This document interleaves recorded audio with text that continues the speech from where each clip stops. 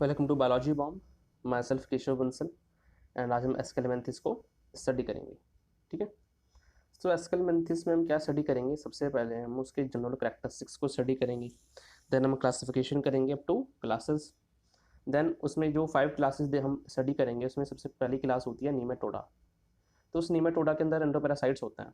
ठीक है, तो उसका एक एग्जाम्पल है एस्केरिस लुम्ब्रिकॉइड्स। फिर हम उसे डिटेल में स्टडी करेंगे, उसकी लाइफ हिस्ट्री का या फिर लाइफ साइकिल का है वो क्या है। ठीक है, देन हम स्टडी करेंगे क्या क्या पैरासिटिक एडेप्टेशंस हैं, उसकी बॉडी स्ट्रक्चर में क्या एडेप्टेशंस हैं, जैसे क्यूटिकल फॉर्मेशन।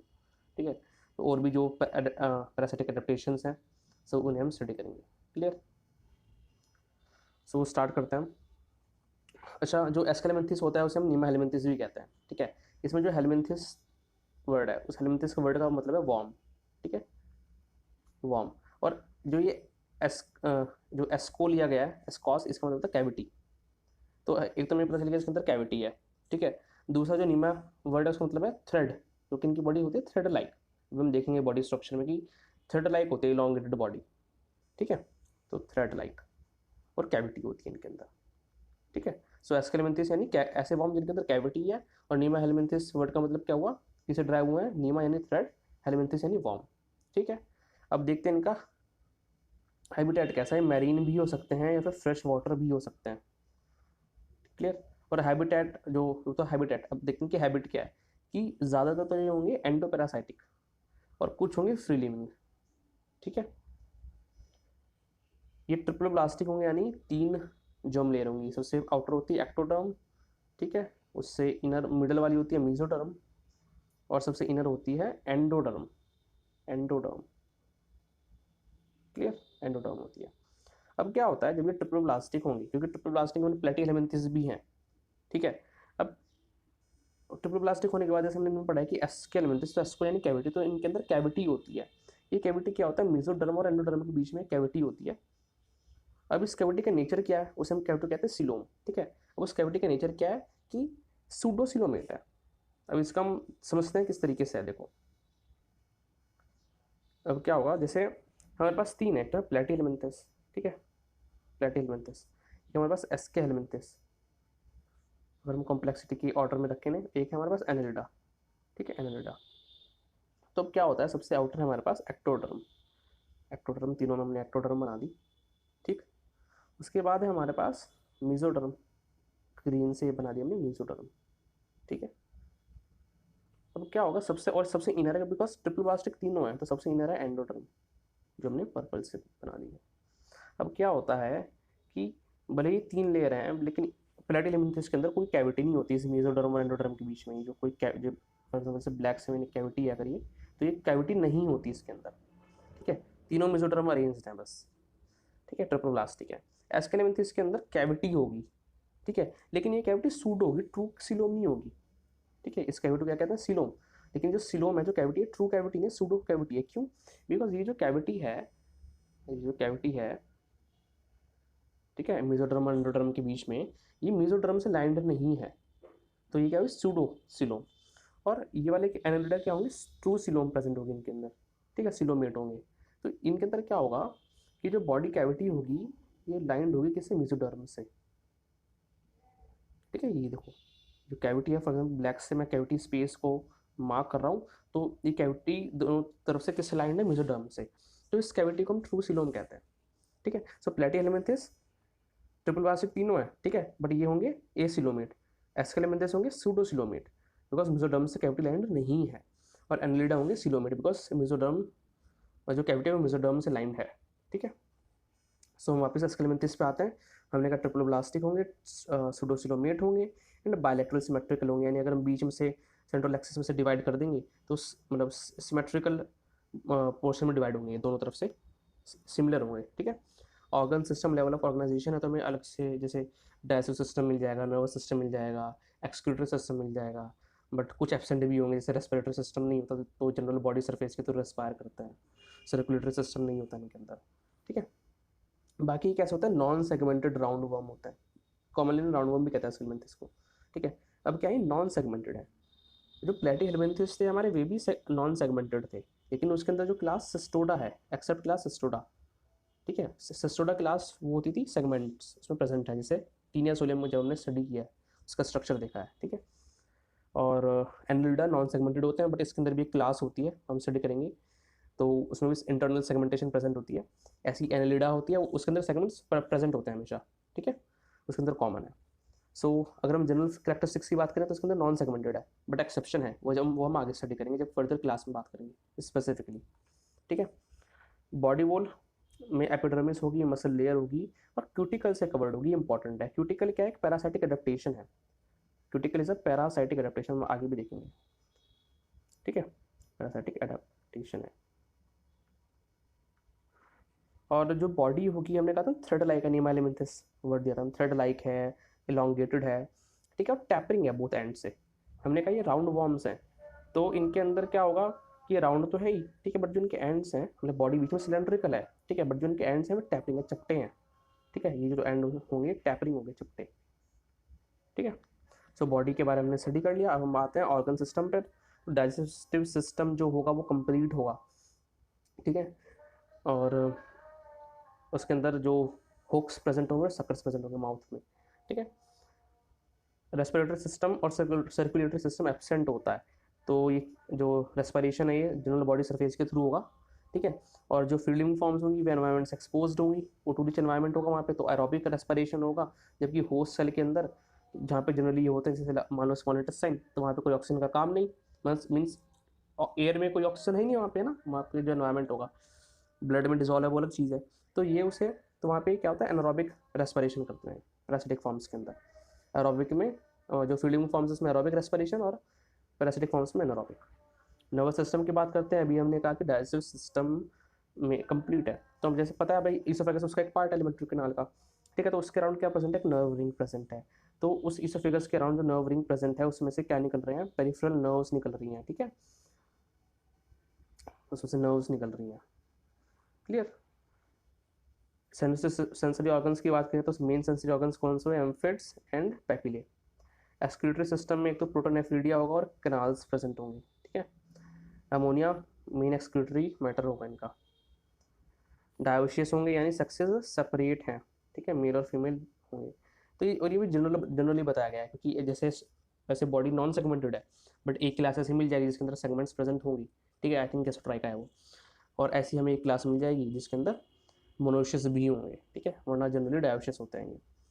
अगर हम बात करें कि ये ओवो विवी पैरस भी हो सकते हैं, ओवी पैरस भी हो सकते हैं और विवी पैरस भी हो सकते हैं।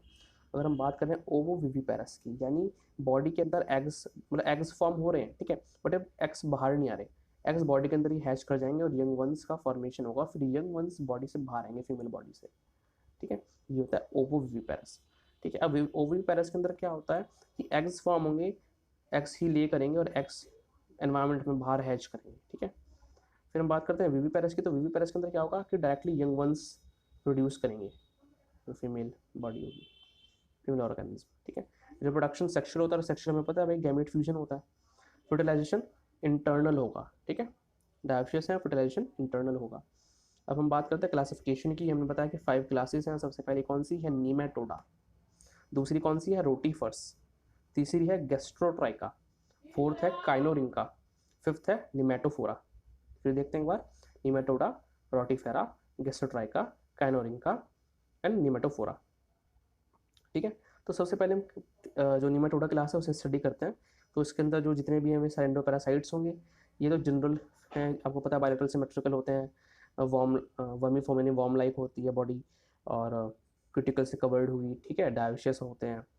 और इम्पॉर्टेंट क्या है कि एंडोपैरासाइट्स हैं और एच शेप्ड, इनके अंदर एक्सक्रीटरी कैनाल्स प्रेजेंट है, ठीक है, और साथ में रीनेट सेल प्रेजेंट है। तो एक्सक्रीटरी सिस्टम में क्या क्या हो गया, तो एच शेप्ड कैनाल सिस्टम होगा और रीनेट सेल प्रेजेंट होंगे, ठीक है। एग्जाम्पल के तौर पर एस्केरिस लुम्ब्रिकॉइड, जिन्हें हम क्या कहते हैं राउंड वॉर्म, एनसाइक्लोस्टोमा डिओडिनेल, जिन्हें हम कहते हैं हुकू वॉर्म, एंड एंटेरोबेस वर्मिकुलरिस, जिन्हें कहते हैं पिन वॉर्म, ठीक है। अब हम बात करते हैं नेक्स्ट क्लास की, यह रोटीफेरा, माइक्रोस्कोपिक होंगे, एक्वाटिक होंगे, इसी कुछ फीचर्स तो जनरली होंगे, जो डायोशियस यहाँ भी डायोशियस है ना, और भी कुछ कह सकते हैं भाई ये भी बायोलेटरल सिमेट्रिकल होंगे, ट्रिपल ब्लास्टिक होंगे, तो ये हम फीचर्स दे सकते हैं, बट कुछ स्पेसिफिक फीचर्स है जो उन्हें और क्लासेस से डिफ्रेंशिएट करते हैं, ठीक है, तो वो मेन ज़्यादा ध्यान रखना, बिकॉज तो मैं याद नहीं रहता फ्रेंड टाइम पर। और एक्सक्रीशन के लिए 2 प्रोटोनेफ्रिडे की ट्यूब्स है, वहाँ पे एच शेप्ड कैनाल सिस्टम था, यहाँ पे 2 प्रोटोनेफ्रिडे की ट्यूब्स है। एग्जाम्पल ब्रैकियोनस, कोलोथिका, फाइलोडीना, ठीक है। गैस्ट्रोट्राइका ये फ्री लिविंग होंगे, तो ये इंपॉर्टेंट है, तो गैस्ट्रोट्राइका में याद रखना ये फ्री लिविंग है, ठीक है। तो और सक्सेस कैसे होंगे, सेपरेट होंगे और यूनाइटेड भी हो सकते हैं। तो देखो यहाँ पे या तो यहाँ पे डायोशियस भी होंगे, अगर सेपरेट यानी डायोशियस हैं, ठीक है, डायोशियस भी हो सकते हैं, ठीक है, और ये मोनोशियस भी हो सकते हैं,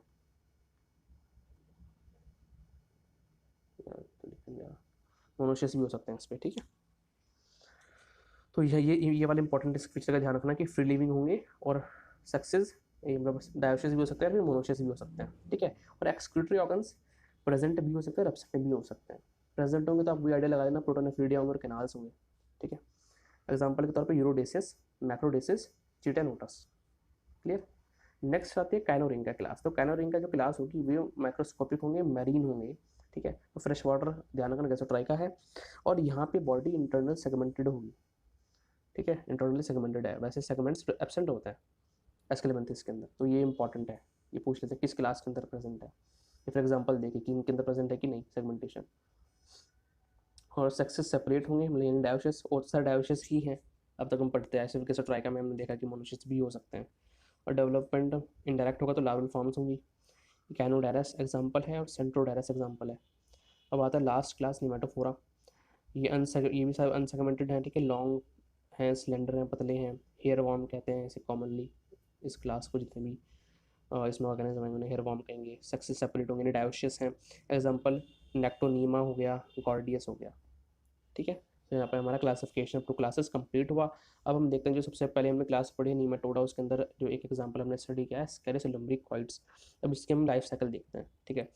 तो इसके अंदर क्या होगा कि हमने सर्टेन पॉइंट्स में डिवाइड कर दिया, जैसे सबसे पहले कपलेशन होगा, कपलेशन के बाद फर्टिलाइजेशन होगा, फर्टिलाइजेशन के बाद फॉर्मेशन ऑफ जाइगोट होगा। अब जाइगोट अब क्या होता है, जब एग्स बन जाते हैं ना, जब फर्टिलाइजेशन हो जाएगा तो अब फर्टिलाइज्ड एग्स और अनफर्टिलाइज्ड एग्स दोनों ही फीकल मैटर के थ्रू पास हो जाएंगे, ठीक है। और फिर उसके बाद जाइगोट में डेवलपमेंट होगा, जो क्लीवेज और अर्ली डेवलपमेंट है ये सारा बॉडी के बाहर हो रहा है, ठीक है। फिर डेवलपमेंट होकर ये एक रेबिलिटी फॉर्म लार्वा बनाएंगे, है ना। फिर अभी हम डिटेल में पढ़ेंगे सब चीज़ को, डोंट वरी। तो रेबिलिटी फॉर्म लार्वा की भी मतलब उसके अंदर कई बार मोल्टिंग होती है, जब वो सेकंड स्टेज में आ जाता है एक बार मोल्टिंग के बाद, तब जाके दोबारा से होस्ट को इन्फेक्ट करता है, ठीक है। इन्फेक्ट करने के बाद अब ये होस्ट में फिर एंटर कर गया, अब इसमें दोबारा से कई सारे मतलब पहले तो माइग्रेट करेगा ये, ठीक है, कहीं से मतलब बॉडी में वापस माइग्रेट करता रहेगा, कभी स्मॉल इंटेस्टाइन में, फिर लीवर में पहुंचा, फिर उसके बाद ये वापस हार्ट में पहुंचा, फिर हार्ट से लंग में पहुंचा, तो मतलब माइग्रेट करेगा, हम डिटेल में पढ़ेंगे कैसे और कहाँ कहाँ करता है। फिर उसके अंदर और मोल्टिंग होगी, थर्ड स्टेज बनेगी, फोर्थ स्टेज बनेगी, ठीक है। और फिर अल्टीमेटली वहीं पे आ जाएगा जहाँ से शुरुआत करता है अपनी स्मॉल इंटेस्टाइन से, ठीक है। एंड तो मतलब लाइफ साइकिल होगी, फिर वो कंप्लीट हो जाएगी, ठीक है। तो सबसे लास्ट स्टेज यही है, फिर वापस कंटिन्यू हो जाएगा ऐसे, कपलेशन करेंगे फिर से सेम साइकिल स्टार्ट। तो जो अब सबसे पहला है कपलेशन, उसके हम स्टडी करते हैं, ठीक है। फिर हम डायग्राम भी इसके अंदर डायग्राम में भी देखेंगे, एक बार से पढ़ लेते हैं थ्योरी में।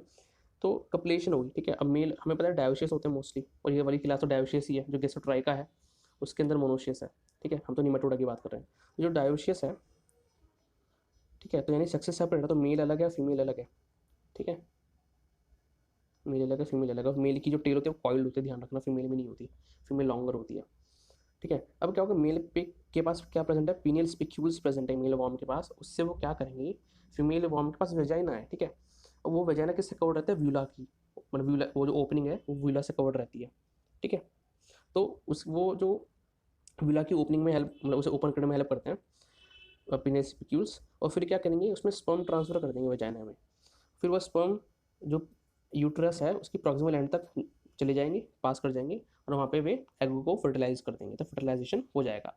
फर्टिलाइजेशन के बाद क्या होगा कि मतलब अब जब फर्टिलाइजेशन हो गया, ठीक है, तो मैंने कहा ना कि अब चाहे जो एग्स फर्टिलाइज हुए हैं जो नहीं हुए हैं, दोनों के दोनों फीसेस में पास कर दिए जाएंगे, मतलब बाहर आ जाएंगे बॉडी से होस्ट की, ठीक है। अब ये सारा डेवलपमेंट बाहर होगा, तो वो जो बाहर है फर्टिलाइज्ड ओवा है वो जाइगोट फॉर्म करेगा। अब जाइगोट के अंदर क्लीवेज होगा, ठीक है। तो सबसे पहले जाइगोट क्या फॉर्म करेगा, एम्ब्रियो। अब एम्ब्रियो जब वो 16 सेल्ड हो जाएगा तब हम उसे क्या कहेंगे, ब्लास्टुला कहेंगे, ठीक है। उस ब्लास्टुला में एक कैविटी होगी जिसे हम कहेंगे ब्लास्टोसील, ठीक है, ब्लास्टोसील। अब वो ब्लास्टुला एक प्रोसेस के थ्रू गैस्ट्रुला फॉर्म करेगा, उस प्रोसेस को क्या कहते हैं, गैस्ट्रुलेशन। ये इन्वेजिनेशन का प्रोसेस है, डिटेल में नहीं जाना में ज़्यादा, हमें स्टेजेस ध्यान रखनी है कि फर्टिलाइजेशन होने के बाद क्या बना, जाइगोट, जाइगोट से एम्ब्रियो बना, जब एम्ब्रियो ने सेक्सुअल स्टेज अटेन कर ली तो हमने उसे क्या बोला, मोरुला, ठीक है, हॉलो बॉल स्ट्रक्चर फॉर्म करा मोरुला। अब वो मोरुला जो है क्या करेगा, सॉरी जो ब्लास्टुला है वो क्या करेगा, ब्लास्टुला के अंदर जो एक कैविटी है ब्लास्टोसील, अब वो जो ब्लास्टुला है वो एक गैस्ट्रुला फॉर्म करेगा बाय प्रोसेस ऑफ गैस्ट्रुलेशन, ठीक है, इतना ध्यान रखना है हमें। अब वो जो गैस्ट्रुला है अब वो साइज में ग्रो करेगा, ठीक है, और अभी भी जुवेनाइल है, एडल्ट नहीं है, एडल्ट कब बनेगा, बाद में जाके जब होस्ट मेंटर हो जाएगा। तो अब इस जो गैस्ट्रुला है, इस गैस्ट्रुला को हम क्या बोलते हैं, रेब्रिडिफॉर्म लार्वा ऑफ फर्स्ट स्टेज, ठीक है, रेब्रिडिफॉर्म लार्वा। अगर पूछे क्या लार्वा का नाम क्या होता है, रेब्रिडिफॉर्म लार्वा, ठीक है। लेकिन अभी जो लार्वा फॉर्म है वो है रेब्रिडिफॉर्म लार्वा ऑफ फर्स्ट स्टेज, यानी उसकी अभी पहली स्टेज है, और ये स्टेज इन्फेक्शस नहीं होती। जो उसकी सेकंड स्टेज होती है वो इन्फेक्शस होती है। तो अब क्या होगा हमें पता है, अब फर्स्ट स्टेज से क्या बनेगी, सेकंड स्टेज बनेगी इसकी, ठीक है। एक हफ्ते के अंतराल में इसके अंदर मोल्टिंग होगी, तो मोल्टिंग के बाद, ठीक है, सेकंड स्टेज लार्वा बन जाएगी और ये इन्फेक्शियस होगी। अब इन्फेक्ट करेगा वापस ह्यूमन होस्ट को, बिकॉज जो जैसे टीनिया सोलियम था, टीनिया सोलियम एक डायजेनेटिक पैरासाइट है, यानी कि दो होस्ट होंगे, एक तो प्राइमरी होस्ट होगा जैसे मैन, और सेकेंडरी होस्ट क्या था, उसके अंदर पॉर्क था, ठीक है। बट जो क्या कहते हैं एस्करिस है, एस्करिस लुम्ब्रिकॉइड्स एक मोनोजेनेटिक पैरासाइट है, यानी इसका सिर्फ एक ही होस्ट होगा, कोई इंटरमीडिएटरी या फिर कोई सेकेंडरी होस्ट नहीं होगा।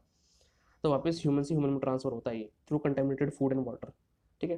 तो बीच में मतलब वही हाउस फ्लाइजा वेक्टर वगैरह का काम कर गया, ठीक है, जो मतलब उस फिशिस से जिसमें वॉर्म लार्वा लग जाएंगे उनके लिम्स वगैरह पर, अपेंडेजेस पर, फिर जब वो बैठेंगे फूड या वाटर पे तो उसे कंटेमिनेट कर देंगे उन लार्वा से। फिर जब वो हम ड्रिंक कर लेंगे या ईट कर लेंगे फूड को, तो हमारे मतलब इन्फेक्शन हो जाएगा न्यू होस्ट में भी। अब वो जब रेब्रिडिफॉर्म लार्वा जो सेकंड स्टेज में है वापस न्यू होस्ट यानी ह्यूमन के अंदर आया, तो वहाँ कहाँ चला गया, स्टम मतलब उसमें चला गया स्मॉल इंटेस्टाइन में, ठीक है। वहाँ पर डैश जूसेस सीक्रेट होता है, तो उस जूस से क्या हुआ, एगशेल जो जिस सराउंडेड था एगशेल से वो डिजॉल्व हो गया और लार्वा बाहर गया। अब क्या किया उस लार्वा ने उस स्मॉल इंटेस्टाइन की एपिथेलियम को बोरिंग किया, उसमें होल प्रोड्यूस किया, उसे भेदता हुआ किस में चला गया, हिपैटिक पोर्टल सिस्टम में एंटर कर गया, हिपैटिक पोर्टल सिस्टम में, ठीक है, हिपैटिक पोर्टल सिस्टम में। अब हम आगे लेटर डेवलपमेंट माइग्रेशन पे, क्योंकि वो एंटर कर चुका है, उसका एक्सेल डिजॉल्व हो गया स्मॉल इंटेस्टाइन में, स्मॉल इंटेस्टाइन से बोर करता हुआ किस में चला गया, हिपैटिक पोर्टल सिस्टम में। हिपैटिक पोर्टल सिस्टम क्या है कि स्मॉल इंटेस्टाइन को जो भी हमारे इवन फूड भी अब हम खाते हैं तो डाइजेस्ट होने के बाद वो फूड स्मॉल इंटेस्टाइन से मेटाबॉलिज्म के लिए लीवर में जाता है थ्रू हिपैटिक पोर्टल सिस्टम। तो यानी स्मॉल इंटेस्टाइन से जो ब्लड फ्लो लीवर की तरफ ले जा रहा है उसे कहते हैं hepatic portal system.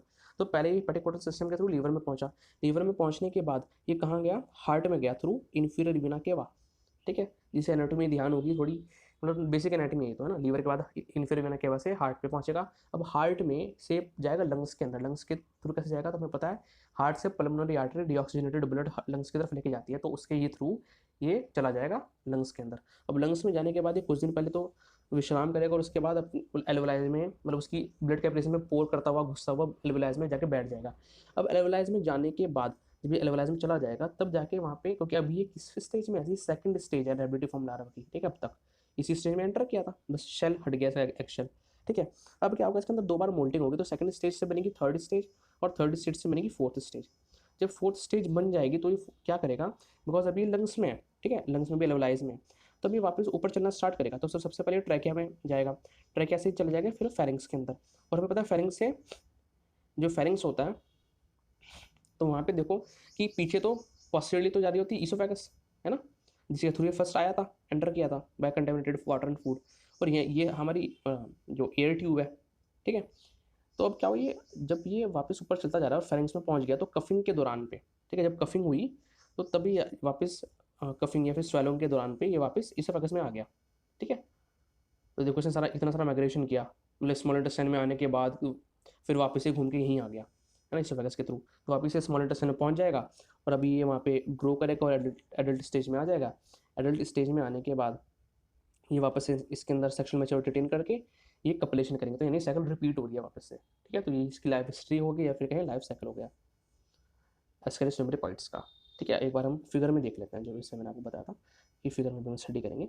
For example ये सबसे पहले यहाँ से शुरू करते हैं, जैसे हमने कपलेशन से किया था शुरू, है ना। ये ऑलरेडी हमने मान लिया कि इसके इंटेस्टाइन के अंदर प्रेजेंट है एडल्ट लार्वे दोनों, ठीक है। कपलेशन हुआ, फर्टिलाइज और अनफर्टिलाइज्ड एग्स प्रोड्यूस हुए, ठीक है, फिर इसमें पास आउट हो गए, ठीक है। अब क्या हुआ, लेटर फर्टिलाइज्ड एग है, ठीक है। अब ये क्या बनाया इसने सबसे पहले, फर्स्ट स्टेज लार्वा है ये, ठीक है, इसमें डेवलपमेंट हो रहा है। तो फर्टिलाइज जाएगा, तो रेबिलिटी फॉर्म लार्वा है। गेस्टुला स्टेज आ गई, तो हमने कहा गेस्टुला स्टेज को हम क्या कहते हैं, रेबिलिटी फॉर्म लार्वा फर्स्ट स्टेज। अब एक पहली मोल्टिंग हुई, पहली मोल्टिंग के बाद क्या फॉर्म हुआ, रेबिलिटी form larva of second stage, ठीक है। और ये कौन सी स्टेज है, इन्फेक्शियस स्टेज है, फर्स्ट वाली नहीं होती, ये होती है। अब ये कंटेमिनेटेड फूड या वाटर के थ्रू माउथ के थ्रू एंटर किया और वापस स्मॉल इंटेस्टाइन में आ गया, ठीक है। वहाँ पे डाइजेस्टिव जूसेस ने एक्ट किया, इसकी एक्सेल डिजॉल्व हो गई और ये बाहर निकल गया। बाहर निकलने के बाद इसने इंटेस्टाइनल एपिथेलियम को बोर इन किया, किसके अंदर घुस गया, ये हेपेटिक पोर्टल सिस्टम के थ्रू लीवर के अंदर, और लीवर से गया ये हार्ट के अंदर through bye inferior vena cava, फिर इन्फीरियर वेना, फिर हार्ट से गया ये लंग्स में थ्रू पल्मोनरी आर्टरी, ठीक है, पल्मोनरी आर्टरी में पहुंच गया, और लंग्स से वापस से ट्रैकिया के थ्रू फेरिंग्स में पहुंचा, और जब स्वेलोइंग बैक करी हमने या फिर कफिंग हुई तो वापस से इसोफेगस में पहुंच गया, इसोफेगस से ट्रैवल करते हुए स्टमक से वापस इंटेस्टाइन, ठीक है। हाँ, मैं बीच में ये बात बताना भूल गया कि अब जब ये आया था हार्ट से, ठीक है, तो तब यहाँ पे कहती है सेकंड स्टेज थी, है ना, बट लंग्स में जाने के बाद यहाँ पे 2 बार मोल्टिंग, जैसे मैंने आपको बताया था ना कि थर्ड स्टेज में आया, फिर फोर्थ स्टेज में गया, फिर जाके इसने माइग्रेशन शुरू किया मतलब एल्वोलाइज से थ्रू ट्रैकिया से पहुंचा फेरिंग्स में, फेरिंग्स से वापस जब स्वेलोइंग करी या फिर कफिंग बैक करी, तो अब ये फोर्थ स्टेज लार्वा कहाँ पहुँच गई, वापस स्मॉल में, ठीक है। ये सेक्शन मैच्योरिटी अटेन करेंगे और फिर वापस रिप्रोड्यूस करेंगे ये, ठीक है, प्रोडक्शन होगा, फिर वापस साइकिल रिपीट हो जाएगी। तो ये था आपका लाइफ हिस्ट्री ऑफ एस्केरिस लम्बरेकॉइड्स। हम देख लेते हैं क्या क्या पैरासिटिक एडेप्टेशंस हैं जो एस्केरिस लम्बरेकॉइड्स ने इवोल्यूशन के थ्रू अटेन करी हैं, जो उसे हेल्प करती हैं इसके काम में से पैरासाइट, ठीक है। सो सबसे पहले क्या है कि एक टफ थिक रेजिस्टेंट क्यूटिकल का फॉर्मेशन, ठीक है, इसे हेल्प करता है, इसकी बॉडी को प्रोटेक्ट करता है, जो भी डाइजेस्टिव एंजाइम्स वगैरह होंगे, ठीक है, और बॉडी में जो एंटीटॉक्सिन्स प्रेजेंट होते हैं उनसे इसे बचाता है इसकी बॉडी को, ठीक है। दूसरा क्या है कि इनके पास सकर्स प्रेजेंट है, स्पाइंस प्रेजेंट है, तो इन्हें अटैचमेंट में हेल्प करते हैं, ठीक है। और तो क्या होगा, जब बॉडी स्मॉल इंटेस्टाइन वगैरह के अंदर पेरिस्टाल्टिक मूवमेंट होगा तो ये नहीं होगा कि इनके साथ मतलब बॉडी में आगे पहुंच गए, ठीक है, ये स्मॉल इंटेस्टाइन में रहेंगे बिकॉज अभी इन्हें कपलेशन करना है, क्लियर। तो इन्हें जो जो एडहेसिव सक्कर्स हैं, स्पाइंस हैं, वो इन्हें हेल्प करती हैं, वो जो पेरिस्टाल्टिक मूवमेंट होगा होस्ट इंटेस्टाइन में, ठीक है, उसे कॉन्ट्रैक्ट करने में, तो ये वहीं चिपके रहेंगे। और ठीक है, और फिर क्या होगा कि जो भी इनके पास मस्कुलर फेरिंग्स प्रेजेंट होता है तो सकिंग का हेल्प करते हैं, ठीक है, जो भी फूड पार्टिकल, तो जो स्मॉल इंटेस्टाइन में ऑलरेडी डाइजेस्ट हो चुका है सामान, है ना, तो उसे एब्जॉर्ब कर लेते हैं मस्कुलर फेरिंग्स के थ्रू, ठीक है। और एनारोबिक मोड ऑफ रेस्पिरेशन, हमने बताया था कि एस्केलेमेंथिस में एरोबिक भी होता है रेस्पिरेशन और एनारोबिक भी होता है, एंड बॉडी सरफेस के थ्रू होता है, कोई स्पेसिफिक ऑर्गन प्रेजेंट नहीं होता। और हमने बताया कि पैरासिटिक फॉर्म्स के अंदर एनारोबिक होता है जबकि फीडिंग फॉर्म्स के अंदर एरोबिक होगा, ठीक है। तो जो एनारोबिक मोड ऑफ रेस्पिरेशन है, ठीक है, और इनका जो काफ़ी लो मेटाबॉलिक रेट है वो उन्हें हेल्प करता है इंटेस्टाइन में सर्वाइव करने के लिए, ठीक है, क्योंकि वहाँ पर कोई ऑक्सीजन है ही नहीं। एंड तो यही है इसके अंदर जो इसका शेल होता है, ठीक है, जो इनका शेल होता है वो रेजिस्टेंट होता है और अनफेवरेबल एनवायरनमेंट से बचाता है इन्हें, क्योंकि बाहर भी होते हैं, बिकॉज फीसिस में ये जब पास हो जाते हैं तो जो फर्स्ट स्टेज लार्वा है वो सेकंड में कन्वर्ट होगी, तो ये पहले बाहर ही रहेंगे एग्शेल से बचे हुए, है ना, तो एनवायरनमेंट में बाहर हार्श एनवायरनमेंट में सर्वाइव करने में इन्हें हेल्प करते हैं, ठीक है। सो ये सारे फैक्टर्स हैं जिनकी वजह से ये सारी इसकी एडेप्टेशंस हैं एस्केरिस लम्बरेकॉइड्स की, जो उसे हेल्प करती हैं सर्वाइव करने में, होस्ट के बाहर भी और होस्ट के अंदर भी, ठीक है। सो यहाँ पे हमारा एस्केलेमेंथिस कंप्लीट हुआ। तो आप वीडियो को लाइक करें, अगर आपको वीडियो अच्छा लगा चैनल को सब्सक्राइब करें, एंड जितनी भी सारी वीडियोज़ हैं उन्हें शेयर करें ताकि और की भी हेल्प हो सके, एंड प्लीज़ डोनेट करें। इसमें काफ़ी टाइम लगता है, जो मैं कंटेंट ढूंढ के लाता हूँ, फिर नोट्स बनाता हूँ, एंड मैं काफ़ी मोटिवेटेड होऊंगा और भी ज़्यादा डेली अपलोड कर पाऊँगा। And thank you from biology bomb, and फिर मिलते हैं, सी यू नेक्स्ट टाइम।